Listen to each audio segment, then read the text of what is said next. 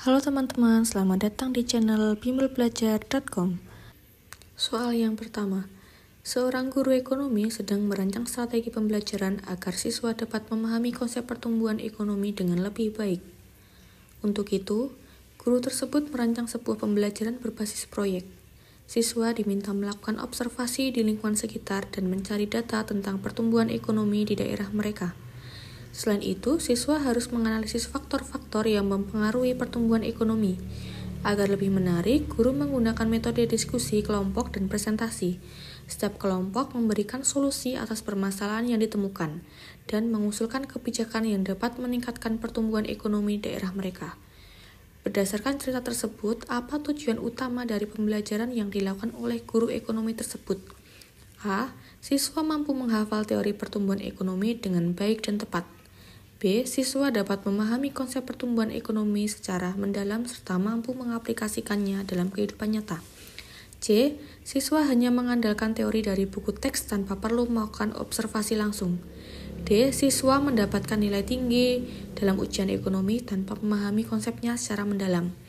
E. Siswa hanya berfokus pada diskusi tanpa perlu memberikan solusi terhadap permasalahan ekonomi.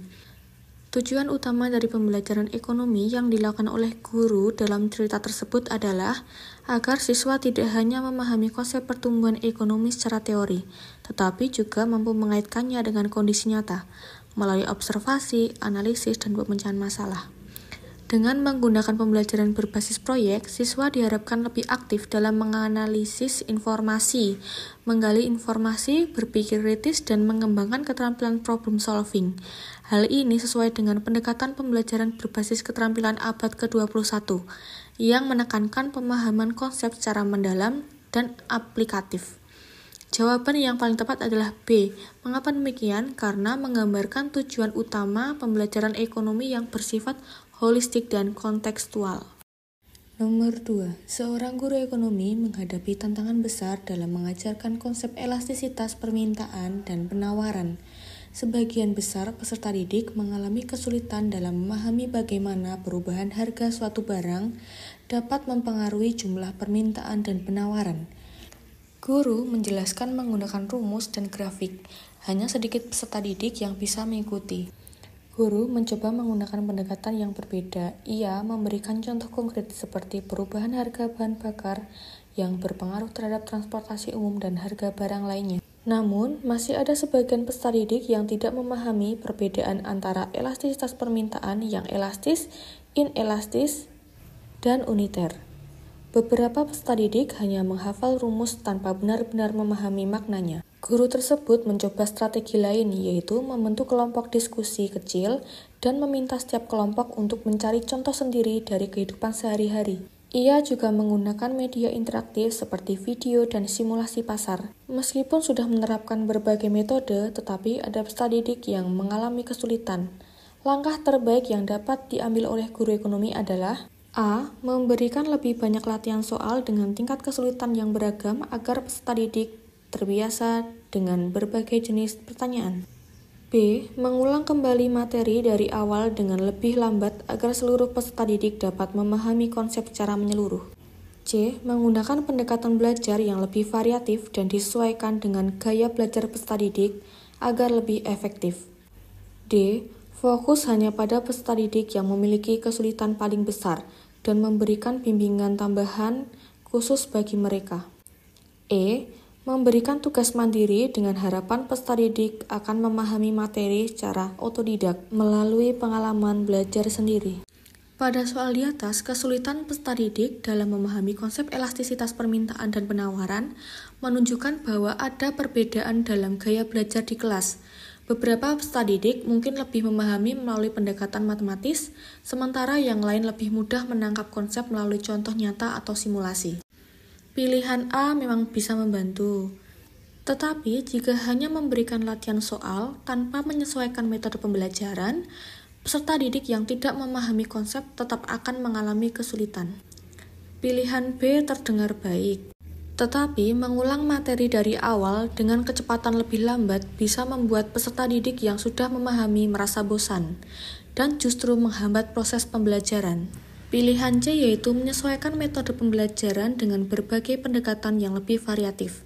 Hal ini memungkinkan setiap peserta didik menemukan cara belajar yang paling sesuai dengan mereka, sehingga pemahaman terhadap konsep ekonomi bisa lebih optimal. Pilihan D berfokus hanya pada peserta didik yang mengalami kesulitan paling besar, tetapi metode ini kurang efektif karena bisa membuat peserta didik yang lain merasa diabaikan. Pilihan E kurang tepat karena memberikan tugas mandiri tanpa bimbingan yang cukup bisa membuat peserta didik semakin kebingungan, terutama jika mereka tidak memiliki dasar pemahaman yang kuat. Jadi, jawaban yang paling tepat adalah C. Nomor 3. Pada sebuah kota yang terus berkembang, pemerintah daerah mengadakan pelatihan untuk guru ekonomi.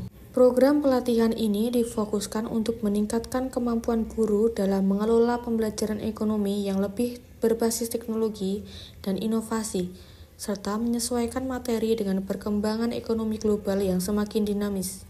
Guru diajarkan cara memanfaatkan aplikasi simulasi ekonomi, seperti simulasi pasar dan analisis data ekonomi yang berbasis web. Guru tersebut juga diperkenalkan dengan metode pembelajaran yang lebih aktif, seperti cooperative learning dan gamifikasi, yang diharapkan dapat membantu siswa untuk lebih aktif dalam belajar dan memecahkan masalah ekonomi dunia nyata. Di akhir pelatihan, para peserta diminta untuk mengisi evaluasi tentang pengaruh pelatihan terhadap pembelajaran mereka di kelas. Ia berniat untuk menggunakan aplikasi simulasi ekonomi dalam pembelajaran, serta mengkombinasikan cooperative learning dengan diskusi berbasis masalah nyata yang terjadi di masyarakat. Berikut adalah pernyataan terkait manfaat dan tujuan pelatihan pengembangan diri bagi guru ekonomi. Ceklah apakah pernyataan tersebut benar atau salah. Jawaban A benar. Karena pelatihan memang bertujuan untuk memperkenalkan metode pembelajaran yang berbasis teknologi dan inovasi agar relevan dengan perkembangan ekonomi global. Jawaban B salah. Karena penggunaan simulasi ekonomi berbasis aplikasi justru sangat efektif dalam pembelajaran ekonomi karena memungkinkan siswa memahami situasi pasar dan konsep ekonomi secara lebih praktis. Jawaban C benar. Karena pelatihan ini dirancang untuk meningkatkan kemampuan guru dalam mengintegrasikan teknologi dalam pengajaran serta meningkatkan partisipasi siswa melalui pembelajaran aktif. Jawaban D salah. Karena tujuan pelatihan bukan untuk membuat guru hanya mengajarkan teori ekonomi tanpa penerapan, melainkan untuk mengajarkan konsep ekonomi yang dapat diaplikasikan dalam kehidupan sehari-hari dan masalah nyata. Jawaban E benar. Karena penggunaan metode cooperative learning dan gamifikasi dapat meningkatkan keterlibatan siswa dalam memecahkan masalah, yang sangat berguna dalam pendidikan ekonomi yang kontekstual. Nomor 4. Seorang guru ekonomi sedang mengamati perkembangan peserta didik dalam memahami konsep elastisitas permintaan. Guru tersebut memberikan tugas kepada siswa untuk mengamati harga barang di lingkungan sekitar mereka dan melihat bagaimana perubahan harga mempengaruhi jumlah barang yang dibeli oleh konsumen. Setelah beberapa hari, siswa diminta untuk mempresentasikan hasil pengamatan mereka di depan kelas. Sebagian siswa dapat menjelaskan dengan baik bahwa barang kebutuhan pokok seperti beras memiliki permintaan yang inelastis, sementara barang mewah seperti perhiasan memiliki permintaan yang elastis. Namun, ada beberapa siswa yang mengalami kesulitan dalam membedakan antara elastisitas permintaan elastis, inelastis, dan uniter. Strategi yang paling tepat adalah pendekatan diskusi kelompok memungkinkan siswa untuk saling bertukar pemahaman dan menemukan solusi bersama. Metode ini lebih efektif dibandingkan hanya menjelaskan ulang dengan rumus matematis. Karena beberapa siswa mungkin kesulitan memahami konsep hanya dari angka. Opsi B membantu, tetapi belajar secara individu tanpa bimbingan mungkin tidak cukup efektif bagi siswa yang mengalami kesulitan. Opsi D cukup baik, tetapi jika dilakukan secara satu arah tanpa keterlibatan siswa, pemahaman mereka bisa tetap terbatas. Opsi E kurang efektif karena metode ceramah tanpa diskusi dapat membuat siswa pasif dan kurang memahami materi secara mendalam. Jadi jawaban yang paling tepat adalah C, menggunakan pendekatan diskusi kelompok dan membiarkan siswa berdiskusi bersama untuk menemukan pemahaman sendiri. Nomor 5. Seorang guru ekonomi sedang mengajar materi tentang mekanisme pasar dan interaksi antara permintaan serta penawaran. Dalam kelas, guru tersebut berusaha untuk menjelaskan konsep ekonomi dengan jelas dan menarik, agar siswa memahami hubungan antara harga dan jumlah barang yang diperjualbelikan. Suatu hari, guru tersebut menghadapi tantangan ketika sebagian besar siswa terlihat kurang aktif dalam diskusi. Ia kemudian mencoba menerapkan metode komunikasi yang lebih efektif seperti menyajikan studi kasus nyata. Guru membawakan contoh tentang kenaikan harga cabai di pasar akibat faktor cuaca. Selanjutnya menggunakan teknik tanya jawab. Untuk meningkatkan interaksi, guru mengajukan pertanyaan terbuka kepada siswa. Yang ketiga, melakukan simulasi pasar. Guru mengadakan simulasi sederhana di dalam kelas, di mana siswa berperan sebagai produsen dan konsumen. Yang keempat, memberikan umpan balik yang konstruktif. Setiap siswa yang berbicara mendapatkan umpan balik mengenai cara mereka mengemukakan pendapat.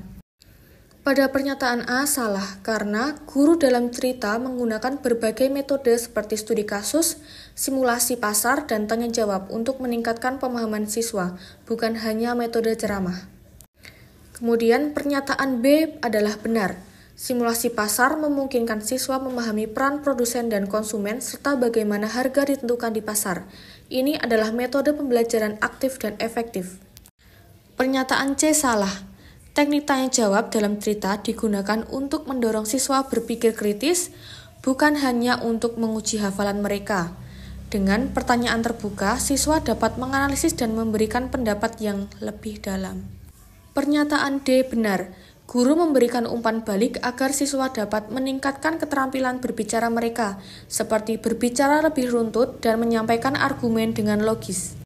Jawaban E benar. Guru menerapkan berbagai strategi agar siswa lebih aktif berbicara, termasuk studi kasus, tanya jawab, simulasi, dan umpan balik konstruktif.